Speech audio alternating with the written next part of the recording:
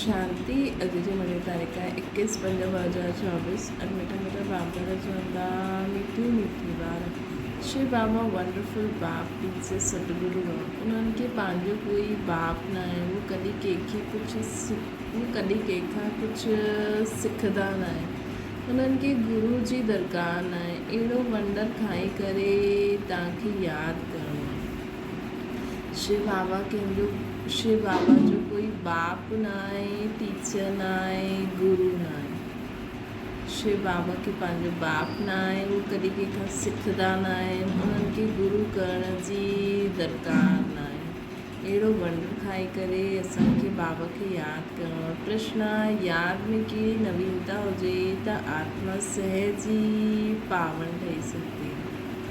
उत्तर: यादि में जॾहिं वेंदा आहियूं त बाप सां करंट खींचंदा आहियूं। बाप तव्हांखे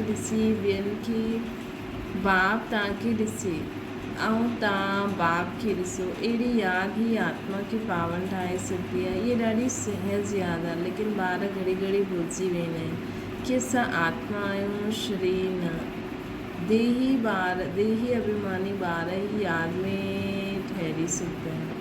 ओम शांति। मिठे मिठे ॿारनि खे इहे त निश्चय आहे कि असांजो बेहद जो बाप आहे। उन्हनि जो कोई बाप न आहे। दुनिया में अहिड़ो कोई मनुष्य न हूंदो जंहिंजो बाप न हुजे। हिकु ॻाल्हि ॾाढी सुठी रीति सम्झण जी आहे। पोइ नॉलेज बि उहो ॿुधाईंदा आहिनि जो कॾहिं पढ़ंदा न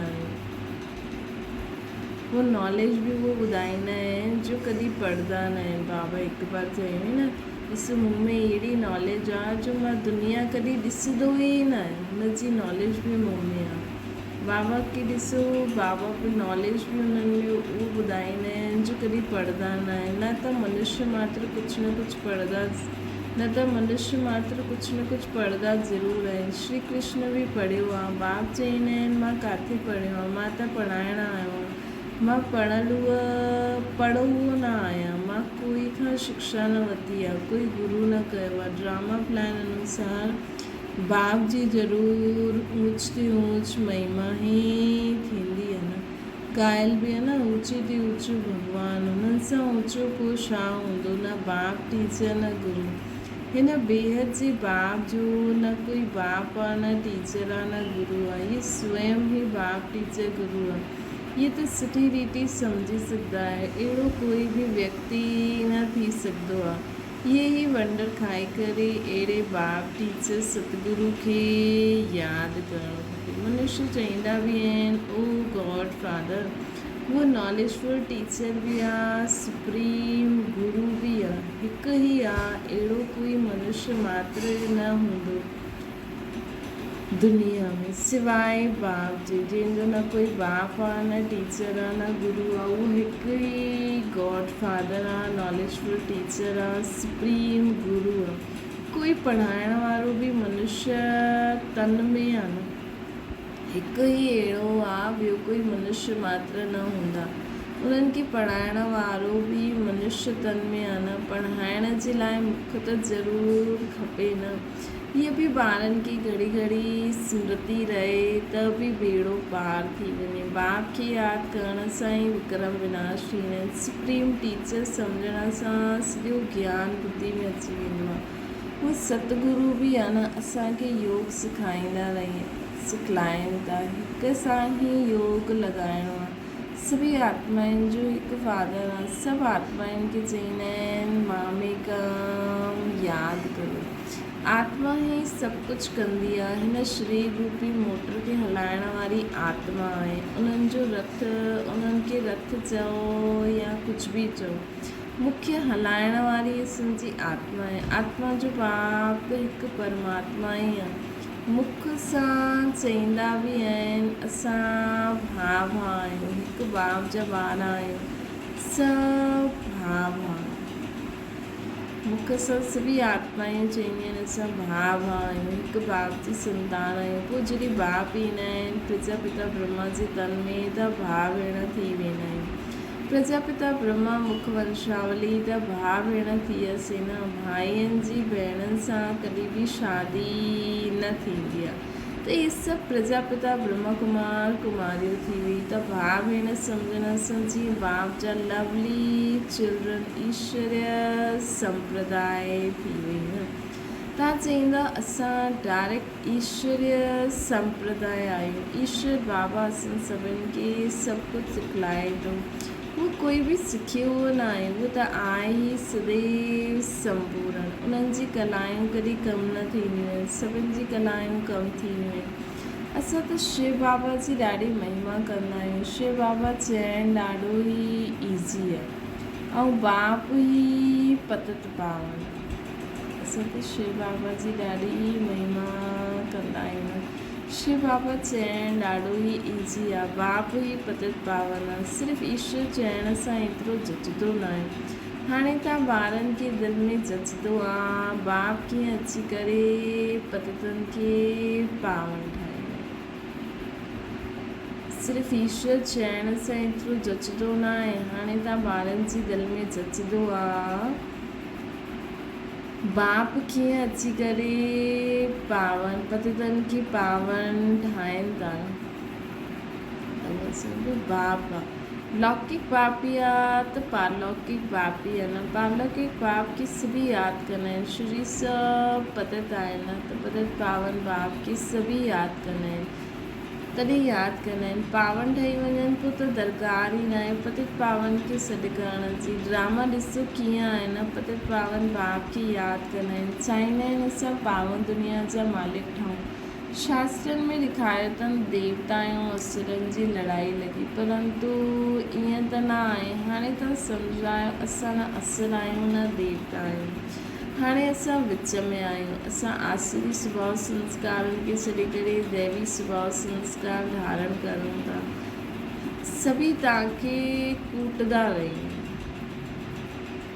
इहे खेल ॾाढो मज़े जो। सभी तव्हांखे कूटदा रहियूं मतिलबु असां हाणे धारण करूं था त हिकु तरफ़ तोड़ूं था ॿिए तरफ़ जोड़ूं था। नाटक में मज़ो ई ॾिसण में ईंदो आहे न।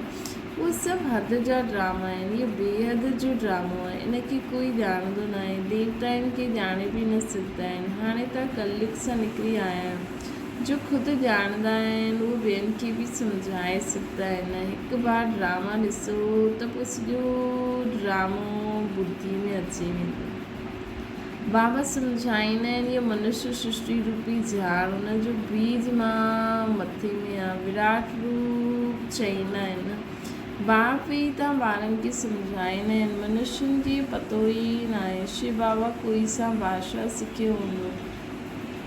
बाबा चईंदा आहिनि बाप ई तव्हां ॿारनि खे सम्झाईंदा आहिनि। मनुष्यनि खे पतो ई न आहे। शिव बाबा कोई सां भाषा सिखियो हूंदो छा, जबकि हुननि खे कोई टीचर ई न आहे त भाषा पोइ छा सिखिया हूंदा। त ज़रूरु जंहिं रथ में ईंदा आहिनि हुननि जी भाषा ई कम में लाहींदा न। हुननि जी पंहिंजी भाषा त कोई न आहे। उहे त कुझु पढ़ंदा सिखंदा न आहे। हुननि खे कोई टीचर हूंदो ई न आहे। श्री कृष्ण त सिखंदो आहे, हुननि जा माउ बाप टीचर आहिनि। हुननि खे गुरू जी दरकार न आहे। श्री हुते त सदगति मिलियल आहे न। इहे बि तव्हां ॿार ॼाणंदा आहियो। तव्हां ब्राह्मण आहियो सभिनि खां ऊच। ये तव्हां स्मृति में रखो कि सभु ब्राह्मण ॾाढा ऊच ते ऊच आहिनि। ये स्मृति में रखण सां गुप्त नशो चढ़ंदो, पूर्वजपणे जो नशो चढ़ंदो। सभिनि ते रहम दया क्षमा करण जो नशो चढ़ंदो। स्मृति ईंदी। इहे तव्हां ॿार स्मृति में रखो। असांखे पढ़ाइण वारो बाप आहे। असां हाणे ब्राह्मण आहियूं। ब्राह्मण देवता केतिरा क्लियर आहिनि। बाप खे त पहिरों खां ई चई ॾींदा आहिनि। बाप खे त पहिरों सां ई चई ॾींदा आहिनि। उहे सभु कुझु ॼाणंदा आहिनि। छा ॼाणंदा आहिनि इहे कंहिंखे पतो ई न आहे। उहे त नॉलेजफुल आहिनि। बाबा चईंदा आहिनि कि मां त नॉलेजफुल आहियां। सॼी सृष्टि जी आदि मध्य अंत जी नॉलेज मूं में आहे। बीज खे सॼे झाड़ जी नॉलेज हूंदी आहे। उहो त जड़ बीज आहिनि। तव्हां त चैतन्य आहियो। तव्हां पंहिंजी झाड़ जी नॉलेज सम्झंदा आहियो। बाप चईंदा आहिनि मां हिन वैराइटी मनुष्य सृष्टि जो बीज आहियां। आहे त सभु मनुष्य परंतु वैराइटी आहिनि केतिरे अलॻि अलॻि धर्मनि में आत्माउनि में केॾा अलॻि अलॻि स्वभाव संस्कार आहिनि।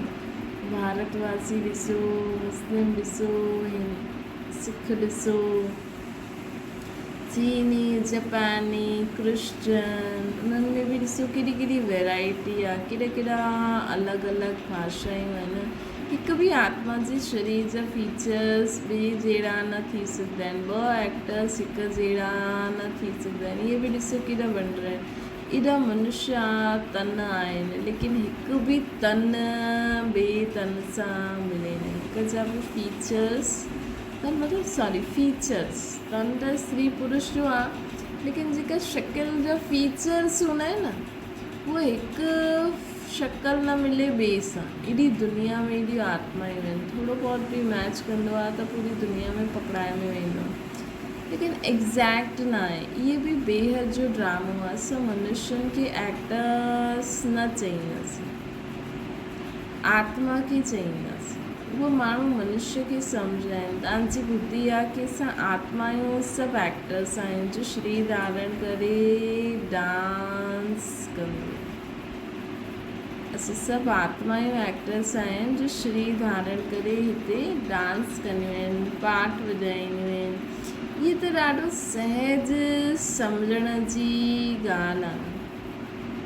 इहे त ॾाढो सहज सम्झण जी ॻाल्हि आहे। बेहद जो बाप ईंदो बि ज़रूरु आहे, ईअं न की न ईंदा आहिनि। शिव जयंती बि थींदी आहे, बाप ईंदा आहिनि तॾहिं दुनिया चेंज थियण वारी हूंदी आहे न, तॾहिं बाबा हिन सृष्टि ते ईंदा आहिनि। भक्ति मार्ग में श्री कृष्ण खे यादि कंदा रहंदा आहिनि परंतु श्री कृष्ण आयो कीअं, कलयुग में आयो या संगम ते? त श्री कृष्ण जो रूप हिन अखियुनि सां ॾिसी न सघंदा आहियूं।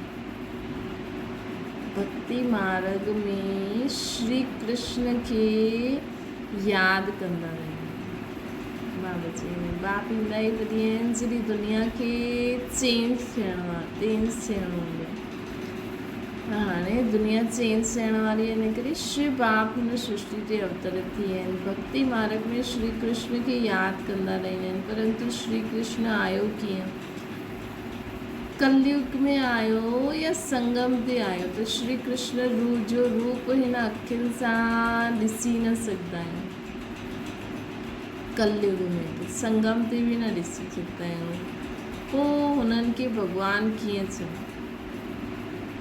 उहो त सतयुग जो पहिरियों प्रिंस हूंदो, हुनजो बाप टीचर बि आहे, गुरु त उते करण जी दरकार न आहे, छोकी सदगति में आहे। स्वर्ग खे सदगति चइबी आहे न, हिसाब बि क्लियर आहे। ॿार सम्झंदा आहिनि मनुष्य 84 जन्म वठंदा आहिनि। केरु केतिरा जन्म वठंदा उहो त हिसाब कंदा रहंदा आहिनि। केरु केतिरा जन्म वठंदा उहो त हिसाब कंदा आहिनि। डीटी घरानो ज़रूरु पहिरियों ईंदो, पहिरियों जन्म उन्हनि जो ई थींदो श्री कृष्ण जो।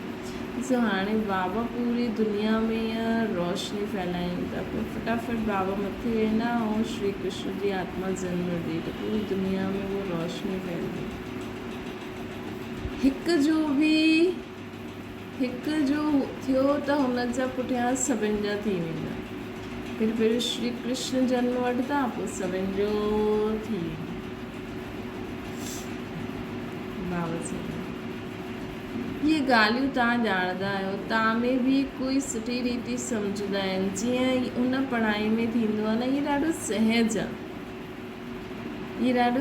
आहे, सिर्फ़ु हिकु गुप्त डिफ़िकल्टी आहे। बाप खे यादि कंदा रहो, उन में माया विघ्न विझंदी आहे, छोकी माया रावण खे हसद ईर्ष्या थींदी आहे। तव्हां राम खे यादि कंदा आहियो त रावण खे हसद थींदी आहे की असांजो मुरीद राम खे छो यादि थो करे। इहे बि ड्रामा में पहिरियों खां ई नूंद आहे, नई ॻाल्हि न आहे। कल्प पहिरियों जो पाठ वॼायो उहो ई वॼाईंदासीं। हाणे तव्हां पुरुषारत करो था, कल्प पहिरियों जो पुरुषारत कयो उहा हाणे बि करूं था न, इहे चकर फिरंदो ई रहंदो आहे। बाबा चवंदा इहे चकर फिरंदो ई रहंदो आहे, कॾहिं बंदि ई न थींदो। टाइम भी टिक टिक टिक टिक टिक थींदो ई रहंदो आहे। कॾहिं घड़ी ख़राब भी थी वञे, लेकिन समय त अॻियां हलंदो रहंदो न। बाप सम्झाईंदा आहिनि इहे 5000 वर्ष जो ड्रामो आहे। शास्त्रनि में त कहिड़ी कहिड़ी ॻाल्हियूं लिखी छॾियूं अथनि। बाप हीअं कॾहिं न चईंदा कि भक्ति छॾो छॾी। अगरि इहे बि हली न सघनि, अगरि हिते हली न सघनि त उहो बि छुटी वञे त न हेॾां जो न होॾां जो रहिजी वञे, कोई कम जो ई न रहे। इन करे तव्हां ॾिसंदा आहियो कोई मनुष्य अहिड़ा बि आहिनि जो भक्ति आदि कुझु न कंदा आहिनि, बसि ईअं ई हलंदा रहंदा आहिनि। कई त चई ॾींदा आहिनि भॻवान जा ई भॻवान ई अनेक रूप धरंदो आहे। छो जो सभिनि जी आत्मा हिकु जहिड़ी नज़र ईंदी आहे न। बाप जी आत्मा बि ओड़ी निराकार ज्योतिर्बिंदु, असांजी आत्मा बि ज्योतिर्बिंदु। त सम्झंदा आहिनि इहे भॻवान ई अलॻि अलॻि रूप धरिया अथई। इहे त बेहद जो ड्रामो अनादि ठहियल आहे, जो रिपीट थींदो ई रहंदो आहे। इन करे हिनखे अनादि अविनाशी वर्ल्ड ड्रामो चईंदा आहिनि।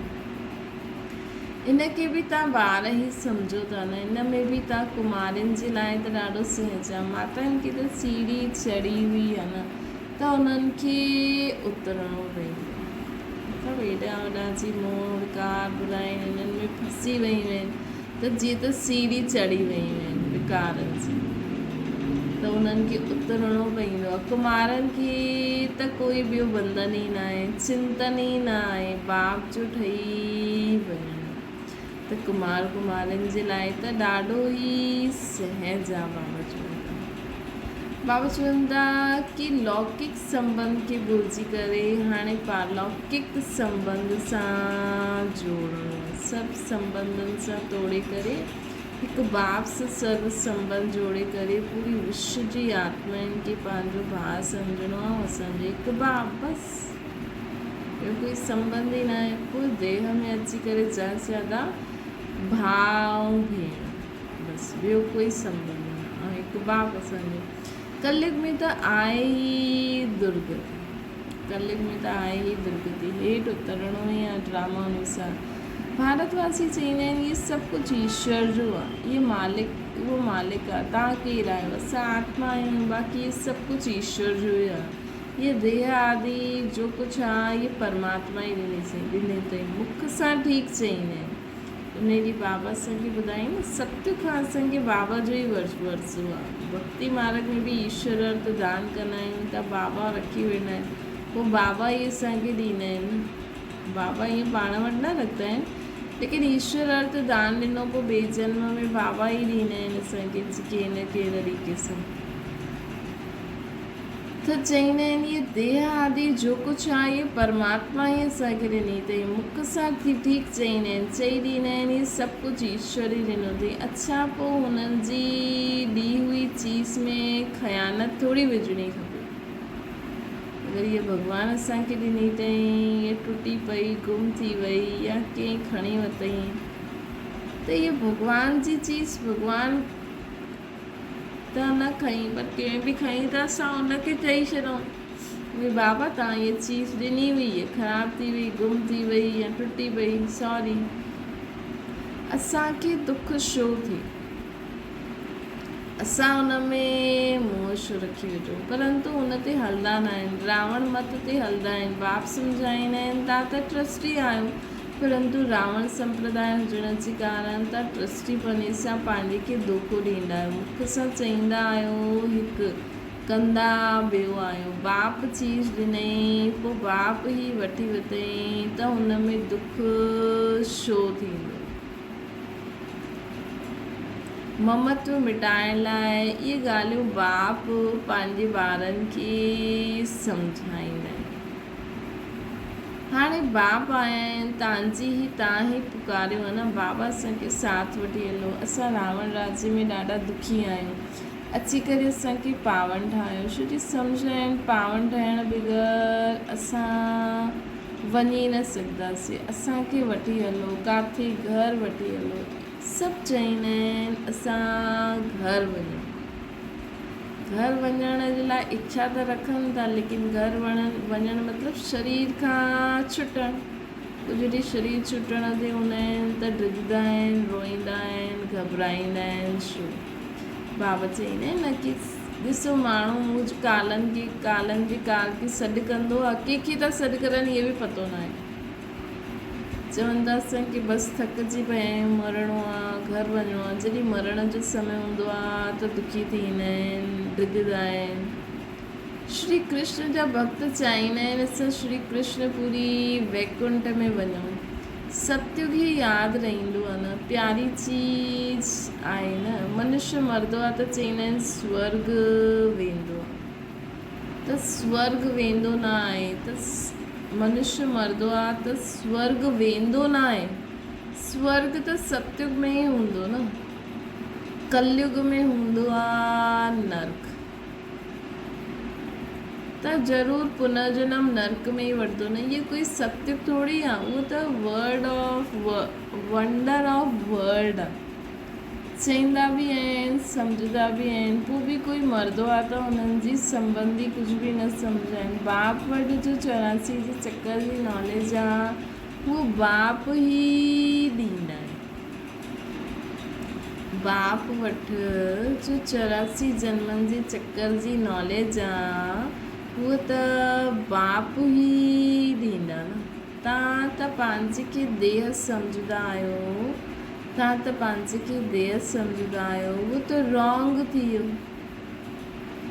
न। तव्हां पंहिंजे खे देह सम्झंदा आहियो, उहो त रॉन्ग थी वियो। हाणे बाप चईंदा आहिनि देही अभिमानी ठहो। बाबा चईंदा आहिनि ॾिसो की तव्हां वटि बाप वटि जो 84 जे चक्कर जी नॉलेज आहे, उहो बाबा असां सभिनि खे ॾेई छॾियईं। त तव्हां पंहिंजे खे देह सम्झा आहियो, उहो त रॉन्ग आहे। हाणे बाप चवनि था देही अभिमानी ठहो। श्री कृष्ण त चई न सघे देही अभिमानी ठहो, हुननि खे त पंहिंजी देह आहे ई न। शिव बाबा खे पंहिंजी देह न आहे, इहे त हुननि जो रथ आहे न, जंहिंमें उहा विराजमान। शिव बाबा हिन ब्रह्मा तन में विराजमान आहिनि। उन्हनि खे इहे रथ आहे त इन्हनि जो बि रथ आहे, इन्हनि जी पंहिंजी आत्मा बि आहे। बाप जो बि लोन, बाप खे बि लोन ते, बाबा बि लोन ते वरितो अथई न। बाप चईंदा आहिनि मां इन्हनि जो आधार वठंदो आहियां, ब्रह्मा बाबा जे शरीर जो। त हाणे असांखे इहा ध्यानु रखिणो आहे। बाप चईंदा आहिनि मां इन्हनि जो आधार वठंदो आहियां, पंहिंजो त मूंखे शरीर आहे न, त पढ़ाईंदमि कीअं। बाप रोज़ु वेही ॿारनि खे कशिश कंदा आहिनि की पंहिंजे खे आत्मा सम्झी मूंखे यादि करो, इहे शरीर बि भुलिजी वञे। असां तव्हांखे ॾिसंदा आहियूं, तव्हां असांखे ॾिसो, त जेतिरो बाप खे ॾिसंदव पवित्र थींदा वेंदव। ॿियो कोई उपाय आहे ई न पावन ठहिण जो। अगरि हूंदो त ॿुधायो, जंहिंसां आत्मा पवित्र थिए। गंगा जे पाणी सां त न थींदी न। पहिरियों त कोई खे बाप जो परिचय ॾियणो आहे। अहिड़ो बाप त ॿियो कोई हूंदो न आहे। नब्ज़ ॾिसो ईअं सम्झो, नब्ज़ ॾिसो अहिड़ो सम्झो त चकित थी वञे। बाबा चईंदा आहिनि अहिड़ो बाप त ॿियो कोई हूंदो न आहे। पहिरियों हुननि खे बाप जो परिचय ॾियो, नब्ज़ ॾिसो हुननि जो कि अहिड़ो सम्झो आहे कि बाप एॾो ऊंचो आहे, त चकित थी वञे, सम्झे बराबरि हिननि जी आत्मा, हिननि खे परमात्मा चइबो आहे। हाणे तव्हां ॿारनि खे बाप पंहिंजो परिचय ॾिए थो, मां केरु आहियां, इहे बि ॿारनि खे मालूम आहे। हाणे तव्हां ॿारनि खे बाबा परिचय ॾिनो अथई, मां केरु आहियां, इहे बि ॿारनि खे मालूम आहे। हिस्ट्री रिपीट थींदी आहे। जो हिन कुल जा हूंदा उहे ई ईंदा, जो हिन कुल जा हूंदा उहे ई ईंदा। बाक़ी त सभु पंहिंजे पंहिंजे धर्म में हली वेंदा। जो ॿियो धर्मनि में कन्वर्ट थी विया आहिनि उहे पोइ निकिरी ईंदा, सेक्शन में हली वेंदा। हिन करे निराकारी झाड़ बि ॾेखारियो आहे। इहे ॻाल्हियूं तव्हां ॿार ई सम्झंदा आहियो, बाक़ी कोई मुश्किल ई सम्झंदो आहे। 7-8 सां कोई 1-2 निकिरंदा त सम्झंदा। इहे नॉलेज त ॾाढी सुठी आहे। हिते त जो हूंदो आहे, हितां जो हूंदो उनखे तूफ़ान घटि ईंदा। हितां जो हूंदो हुनखे तूफ़ान घटि ईंदा, दिलि थींदी पोइ वञी करे ॿुधा। मतिलबु ईअं कोई फालतू नेगेटिव वीचार न हूंदा, हुनखे पॉज़िटिव वीचार ईंदा। कई पोइ संग जे रंग में बि अची वेंदा आहिनि त पोइ ईंदा ई न आहिनि। लेकिन पंहिंजी कुल जी कोई आत्मा सम्झो किथे बि प्रदर्शनी में थोरो बि ज्ञान ॿुधाई त हुनखे इच्छा थींदी मां वरी ॿुधां। कई त संग जे रंग में हली वेंदा आहिनि, जाते पार्टी खे वेंदो उहो ॾिसंदा आहिनि त हुन में लटकी पईंदा आहिनि, महिनत लॻंदी आहे ॾाढी। हिन करे कहिड़ी बि आत्मा असांजे संपर्क में अचे हुनखे कीअं न कीअं रीति बाप जो परिचय ॾियो, कुझु न कुझु ॿुधायो त अगरि पंहिंजी कुल जी हूंदी त अवश्य किथे न किथे वञी करे वरी ॿुधंदी। बाबा चईंदा आहिनि इहे घड़ी घड़ी भुलिजी वेंदा आहिनि, घड़ी घड़ी चईंदा आहिनि असां भुलिजी वेंदा आहियूं, मां आत्मा आहियां शरीर न, मां आत्मा आहियां शरीर न आहियां। इहा घड़ी घड़ी भुलिजी वेंदा आहिनि, इहे घड़ी घड़ी भुलिजी वेंदा आहिनि त बाप बि ॼाणंदा आहिनि ॿार कामचिता ते वेही करे कारा थी विया आहिनि, क़ब्र दाख़िल थी विया आहिनि, हिन करे सावरो ठही विया आहिनि। इहा बेहद जी ॻाल्हि आहे। उन्हनि खे पोइ बाप अची करे असांजो ॿार, उनखे पोइ बाप अची करे चईंदा आहिनि असांजा ॿार त सभु जली विया आहिनि, असांजा ॿार त सभु जली विया आहिनि। इहा बेहद जी ॻाल्हि आहे। केतिरा करोड़ आत्मायूं असांजे घर में रहण वारियूं, अर्थात ब्रह्मलोक में रहण वारियूं, एतिरी करोड़ आत्मायूं हिन समय सृष्टि ते आयूं आहिनि। बाक़ी बि थोरी ॿियो रहियल आहिनि, उहे जॾहिं सभु अची वेंदियूं तॾहिं बाबा हली वेंदा। ऐं बाबा सां गॾु असांजो बुद्धि योग बि बाबा सां गॾु हूंदो त जॾहिं उहा लास्ट आत्मा हेठि ईंदी बाबा बि हली वेंदा, असां बि बाबा सां गॾु हली वेंदासीं। त बाबा चईंदा आहिनि कि बाप त बेहद में बीठो, बाप त बेहद में बीठो आहे, तव्हां बि बेहद में बीठा आहियो, ॼाणंदा आहियो बाबा स्थापना करे करे हली वेंदा, पोइ तव्हां राज्य कंदव। बाक़ी सभु आत्मायूं शांति धाम में वेही रहियूं। अच्छा मीठी मीठी सिखी लॻे ॿारनि ॿुधी माता पिता बाप दादा जो यादि प्यार ऐं गुड मॉर्निंग। रूहानी बाप जी सभिनि रूहानी ॿारनि खे नमस्ते।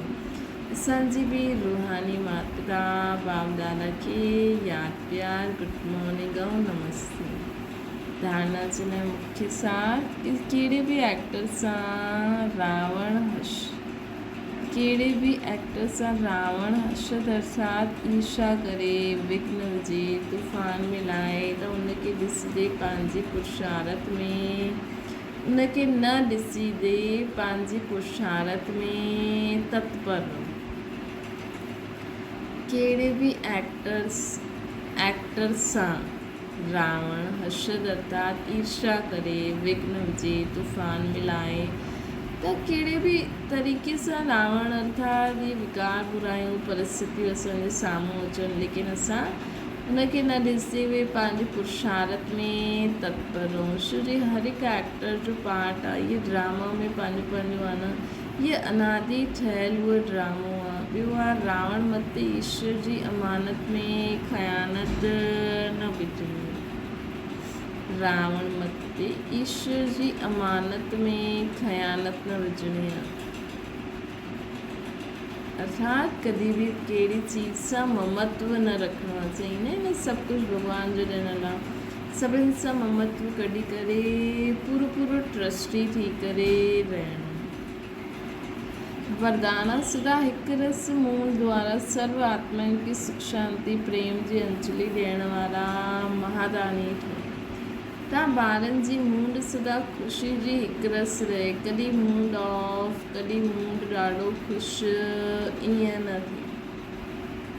तव्हां ॿारनि जी मूड सदा ख़ुशी जी हिकु रस रहे, कॾहिं मूड ऑफ, कॾहिं मूड ॾाढो ख़ुशि, ईअं न रहे। सदा महारानी ठहिण जी मूड कॾहिं बदिलंदी न आहे।